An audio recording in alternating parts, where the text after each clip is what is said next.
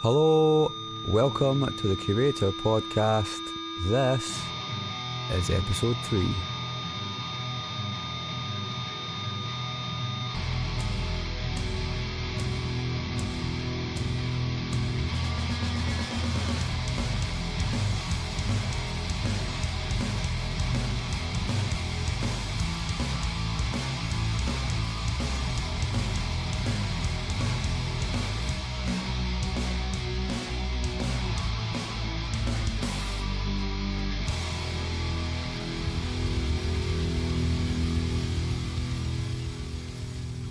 Hi, hello, welcome in once again, dear listener, to the Curator Podcast. Once again, I am your host, Mark Fraser, and we're having a little chat about artists' origin experiences, their drive, what influenced them, what inspired them to be the driven, creative people that they are. On today's show, we have Corrie from the Glasgow band Pinact, who just recently launched their debut album. I popped along to their show and broadcast in Glasgow to check them out and to talk to them. Really good interview. Unlike all my past interviews, this one actually took place in the dressing room as opposed to a tour van, which made for a slightly different acoustic experience. You'll probably notice that when you listen to the podcast. We had a good chat about what it's like to be in a band that's kind of up and coming, and what it's like to release a debut album and where all that inspiration and drive comes from. Corrie's a really articulate and enlightening chap, and the conversation was quite relaxed, so I hope that you enjoy that. Just want to say thank you for listening. If you're a new listener, then I hope you enjoy it. If you've listened to the previous 2 episodes, thank you. Please take some time to give me some feedback. I'm always appreciative of that. Before I get into the interview, I have a song from Pinact's new debut album. The album's called Stand Still and Rot. The song that I'm going to play is called Anxiety. I hope you enjoy it.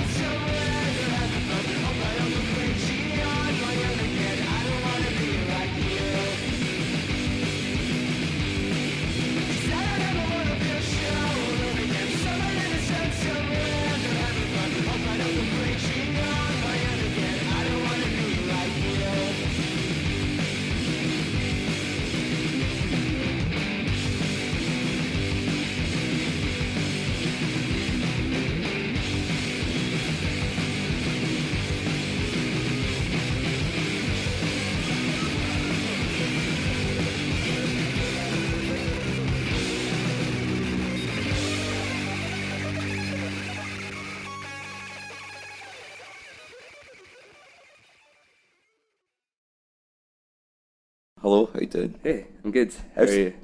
You just played The Great Escape, man. How was that? It was great. No, it was hectic. It's totally mental, but really good. It was like nearly 30 degrees. Fucking so hot. But it was really good. You know, it's over so quickly because you need to set up like so fucking quickly. Yeah. And then it's over before you know it. But it was good. You guys have been on tour a lot, like over the past forever. It feels like. Yeah, like it's been a long time. Kind of constantly, you know, not like crazily, but we've always consistently kind of went away. Yeah. Like even when we started the band, we've always like played out at Glasgow like from the start, Yeah. which I think was a really good thing. Definitely like I don't know. It was good to meet people. And, like build up a sort of network of friends all over. So it's really easy to go and do shows now. Yeah, that's kind of important, really, I guess. Oh yeah, and also it's just nice to like meet people that are into the same things as you as well. Yeah, for sure. And that's like I don't know. It's like a really nice thing. That's cool, man. The new album's out now, man, and I think it's pretty great, to be honest. Cheers. I'm a huge fan. I like the fuzzy kind of alt poppiness. Yeah. Of it, man. Is that a sound you've always been attracted to, or like that whole Dinosaur Jr. style vibe? Oh yeah, totally. Yeah. I mean, I think like, I don't think we're ever gonna really get away from that. Not right now. Like I mean, there's bands I definitely love, but it's very easy like to be pigeonholed into like a whole like grunge '90s revival band. Yeah. I don't really think that it really exists. I don't think think but there's a lot of people say it, you know. Yeah, I don't think I'd even put you in there. Like, yeah. Because Dinosaur Jr. were definitely pre-grunge. Oh yeah, totally. Like, yeah. See that? So that sort of loud, fuzzy guitar thing. So ridiculously loud. Yeah, it's really good. Is that something you've always kind of wanted to do, though? Like. Yeah, I don't know. Like when we started about it, I don't think we really knew what we wanted to do. Yeah. It just kind of felt like we should start playing. We've wrote a few songs, and like compared to now, like it's very different. I think a bit more refined maybe, and we're just better. I think the songs are better too, but it's still loud and messy, but a bit more controlled maybe. So like, who would you say some of the songwriters you look up to then? Sort of, I don't want to say like, inspired. I don't know, like people like Elliott Smith. Like believe it or not, like I think some of our songs have a kind of similar. That's interesting. Like maybe structurally or something.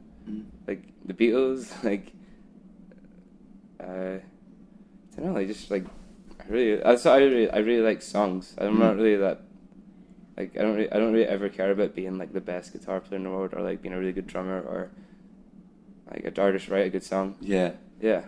That's actually interesting you mentioned Elliott Smith because I was going to ask this question later on, but I'll probably ask it now. Some of the songs, the record's quite upbeat. Yeah. But there's a lot of dark lyrical themes. And Elliott Smith does that really well, so it's really interesting that you mentioned that. I think like you don't really realise that stuff until you sort of take a step back. Because I think like looking over it, I think lyrically some of it is quite dark. Not even dark. I think the whole record itself is actually quite a positive record, and it's sort of looking back at things like that, or like it's about moving on, I guess, or not like getting out of being in a bad position or a bad situation, like mentally or like just in life and stuff. But I don't think I realised until it was out, and I remember actually I had to write the lyrics out for the label. I was like, fucking hell, some of these are pretty horrible. I guess that kind of comes into my next question, which I was also going to ask later on, but it seems pertinent to ask it now. Was that kind of lyrical thing at the time? Did you remember thinking, I want to write about this, or was that kind of subconscious? I'm always interested in that process that writers have. Some of it is. I think the songs are about particular things, like really about particular things you write really quickly. And I mean, I think every song is about something, but some are more focused about a particular thing, and some of them are kind of just maybe just like they're a bit more sporadic. Yeah. But then, I don't know. I don't really think too much. Honestly, the lyrics and stuff, I don't really think too much about that. Because I think, like, that's the thing that I find hardest out of the whole writing process. Like, it's really quite difficult, I think, that part. Yeah. Like, writing a song's pretty easy. Like, it's quite easy to write an alright song with a few chords and write a nice melody. Like, that's not really that hard. But it's also like when you're writing your own lyrics, it's really easy to think everything sounds so cheesy. But then sometimes that's kind of good to not have it overcomplicated and stuff. Yeah, just get to the heart of it. Yeah. Yeah. But the lyrics, like that's the part I don't know if I'm totally. I think on this album, like lyrically, there's parts I'm like, I think it's a bit weak, but then maybe that's just me, like because I wrote it. Yeah. But I think a lot of artists get that, like when you're so self-critical. But that's a good thing, I think. Yeah.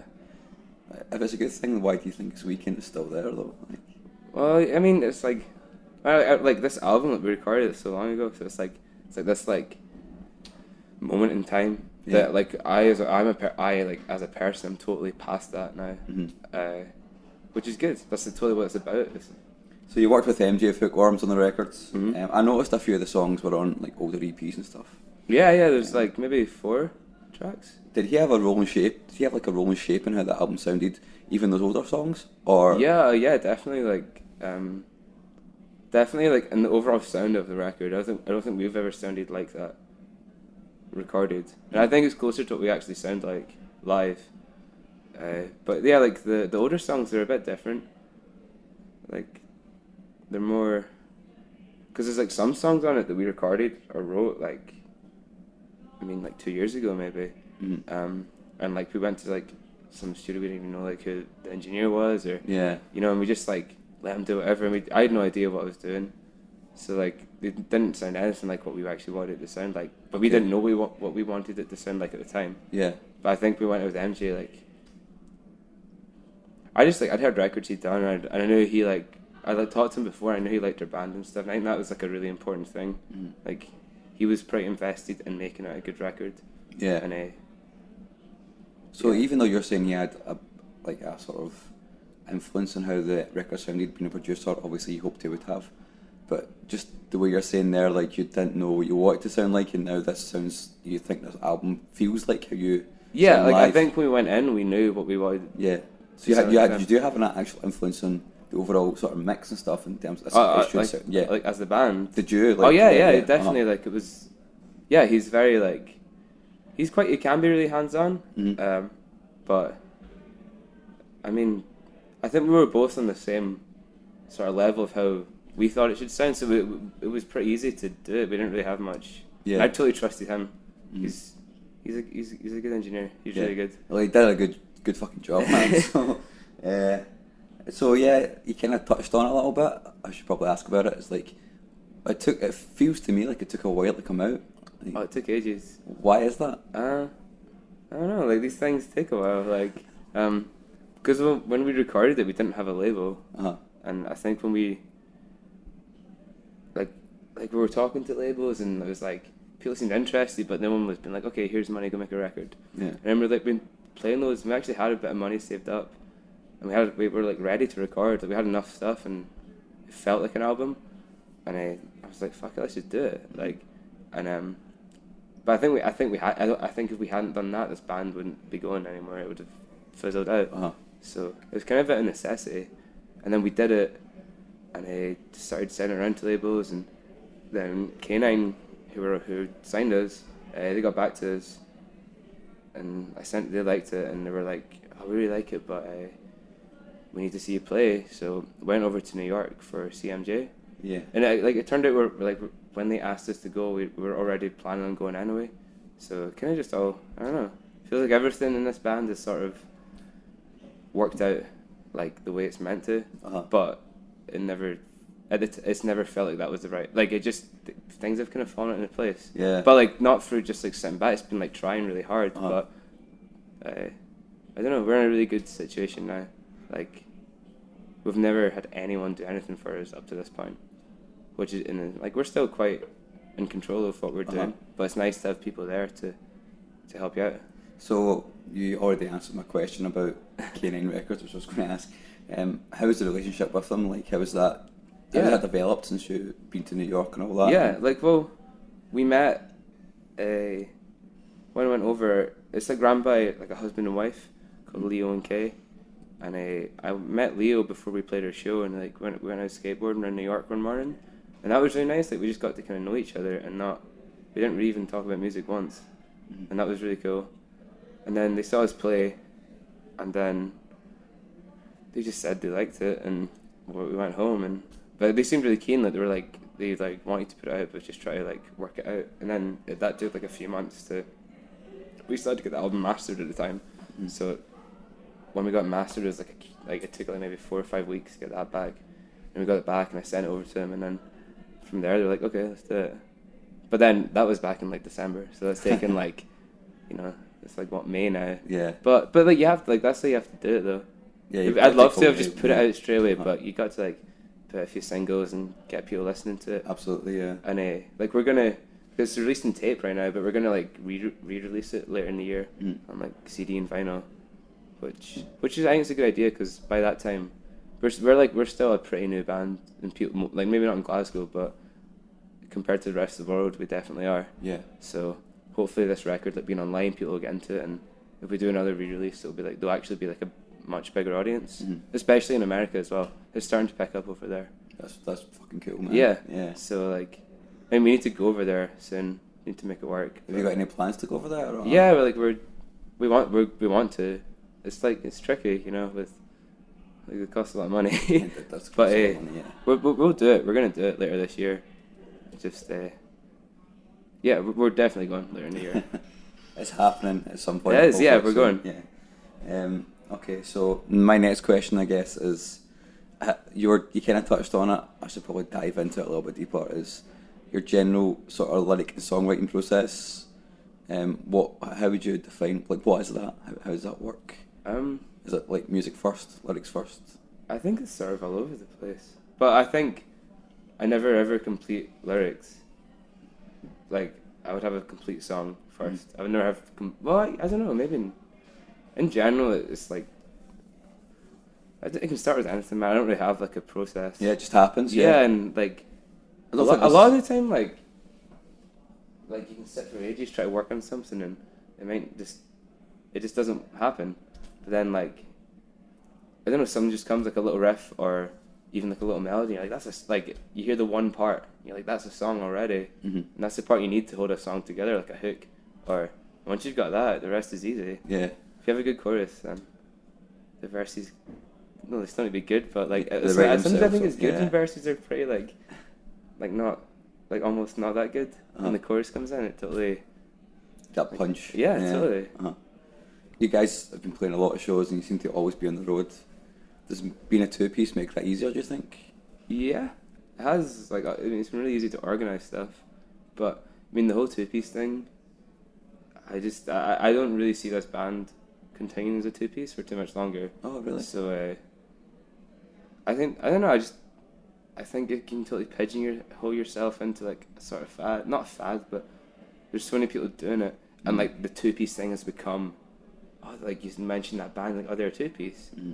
I want people to be like, that band, like Pinact, they write really good songs. Yeah. Like, not to think like, so. Do you feel that's happening already, or you just a little bit, but I don't, and also I don't want to. The whole two-piece thing's fun, but I think when I started doing this band, like I wasn't. I've really got better at songwriting, I think, and generally just like having a vision of what I want the song to sound like, rather than just being like, because you've only got one guitar, then everything just has to be fucking loud all the time, which is cool. But you can be louder with like two guitars or even three. Well, exactly, and then or you can have like two guitars doing two different parts, and you don't need to use those loop pedals and shit like that. Like, I don't want to. We've never really done anything like that, so I don't really want to get into that territory. But this band it's gonna totally change, like later this year, or like when we start doing the next record, like in the start of next year, like it's gonna be totally different. But no, it's not different. It's gonna be the same. I'm still gonna be writing the songs, but it's just gonna like kind of like a Waves thing, you know, like when they started, like it was just two-piece, and now like their records are like fucking huge, and not that we're wanting to do that, but that kind of progression. I don't want to force anything. I want it to be natural, and I don't want to be like, we're going to be a four-piece now, you know. But I think I can't really see it being a two-piece for forever. Definitely not forever. Yeah, so it's like, I guess it's that idea of the song is king. Whatever makes a song better. Yeah, like I don't want to like. I would hate to write a song and be like, that song would be so much better if it had bass on it, or if it had another guitar part. And but then sometimes think, how much better could that song be if I did that? You know. Yeah. So, but. Yeah, we'll see what happens. Can you see the future as being like Pinact all the time on the road forever? Not forever, but you know, to make that enough sort of ends meet sort of thing. I think I'd like that. I don't know. Like going on tours, I think going on tours kind of like it's extreme highs and extreme lows of like emotional. Like I don't know. Like you can have points where like I just want to go home and sleep in my own bed, or like see my mom or something, or like you know you play a good, like on tour you play a good show, then you're like you just feel fucking great. And I think when like the point we're at now, to properly get people to hear us, we need to tour a lot right now, like with I mean, not necessarily like our own tours, but like support tours and stuff. I think we might need to have like a real like push on that for a while, and then maybe we won't have to do it so much. But I'm saying like I don't like it. I really like going on tour. Well, I think but it's like a very unnatural thing to do. You never really know where you are. Like, you're in like, you travel for like 4 or 5 hours for like half an hour. It's a lot of waiting around, but it's worth it. It's totally worth it. Yeah, I was speaking, the band I've spoken to so far, it's kind of the same thing. It's like, I like being in a band, I like being on tour, but a lot of the time it's like, the road does start to take a toll on you. Totally. And there are points in the tour where you're like, well, I'm just sitting about doing nothing for large periods of time, just for that 30 minutes, 45 minutes a night. Yeah. So I can understand why that's hard. I think a lot of people think that, being in a band, so it must be mental on the road all the time. It's totally not. It's totally not. It maybe is for like 2 nights, and you're like, I can't do this anymore. I know, sometimes it is. Like, it depends who you're with. I think being around people that I think just knowing, like, to give people their space and stuff on tour is really important. Mm-hmm. Like, you don't need to talk all the time. Yeah. And if you're not talking, it's totally okay. It's just, like, something you need a little bit of space. Or, like, the best thing to do on tour is go for a walk on your own for, like, half an hour, and you'll feel great after it. So I guess that's kind of like where you want to go from here then, is, like, touring more. And yeah, like, not, like, touring more, but touring, like, properly. Like, playing to more people. Yeah, I don't know. It'd be nice to like get out of venues like this. Like, I'm not like, I don't think I'm being unrealistic. I think we're in a situation where we can try. Like, I mean, I don't mean get out of venues like this, but like, just play to rooms full of people. There's like nothing better than that. It's the best feeling ever. Playing to an empty room is really shit. Yeah. It's pretty soul destroying. Did you play to a lot of people like at Great Escape? Yeah, it was really busy. Yeah, it was good. Yeah, like, I don't know, like, usually our shows are pretty alright. We still do have some where it's like, why the fuck are we here? But in general, they're really, like, picked up. I think every band has that at some point. But it's good for you. Like, it totally... There's, like, nothing... I think it's really important, like, as a band, like, you go through a really shit tour. Because it really puts it in perspective, like, why you're doing it. Or, like, even if the way you're doing it is the right way to go about it. I don't know, I think it's really good for you to have shit times in a band as well. Yeah. Because it makes it better when it all works out. And it will. If you persevere, you can make it work out. I don't think we've got it worked out yet, but I think we're getting closer to... I don't even know what that means, like, working out, but... It's like, I think the main struggle is just, like, having to... If you really want to do this and do the music thing, like, making your life work, like, financially, and then going back to that life that you don't really want to, like, do, like, it can kind of, like, mess you up a little bit, I think. Yeah. But, I don't know, just, it's fun, it's good, you know? Yeah, just having a laugh and that's it. Yeah, but, I mean, there's, like, some people that, like, it's fun to have a laugh, but how long can you keep, like, having a laugh for? Uh-huh. But, yeah, I don't know. Well, man, I think that's a good place to leave it. It's a good ending, man. Yeah. Thanks for taking the time to talk to us. No worries. I appreciate it, and I hope that album goes well for you, man. Cheers. Thanks a lot.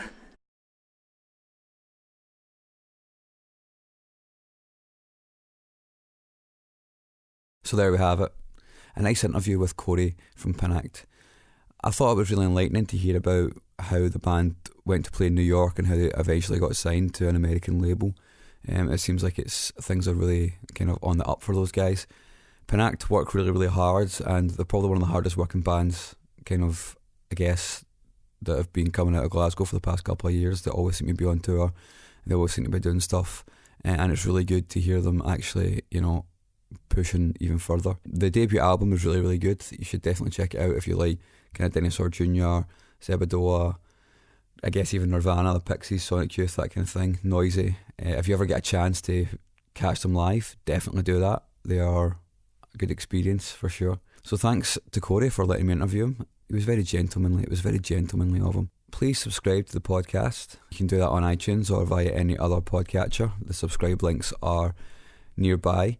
They'll be in, if you're on iTunes, they'll be in the link below. If you're on the blog, you'll find the subscribe links. Please do that. That would really help me. If you could go onto iTunes and rate and review the podcast, that would be super helpful, because you don't get a lot of podcasts in Britain.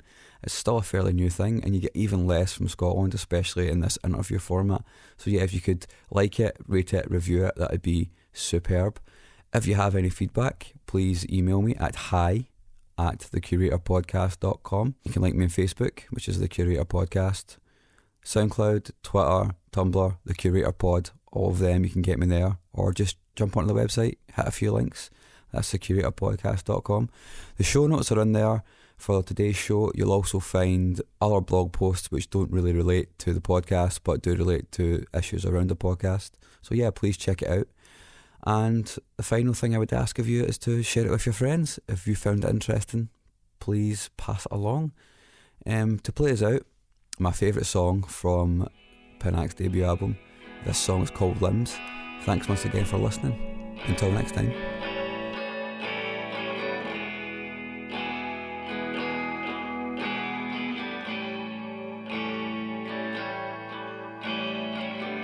Her body aches, she can't control her limbs, they jerk and shake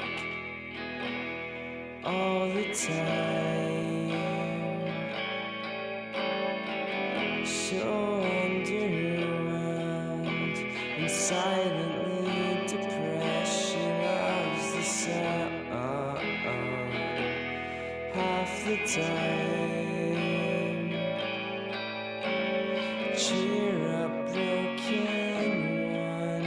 Looks like you're having fun. There's nothing wrong with staying intimate.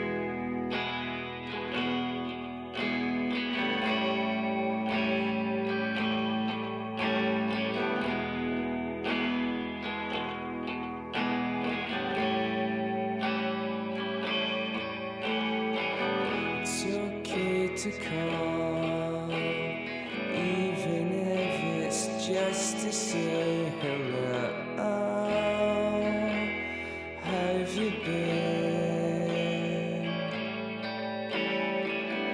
I miss the days where I would waste my time with you. Always,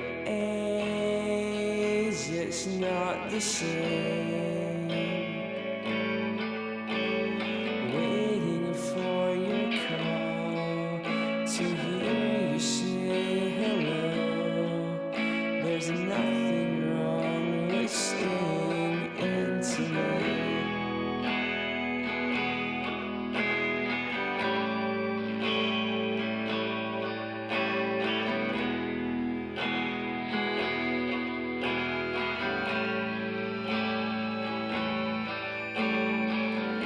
We've always been everything but happy in their eyes.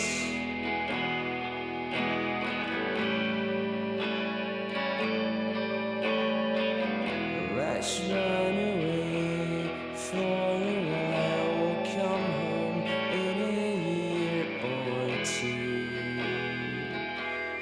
Ooh, ooh.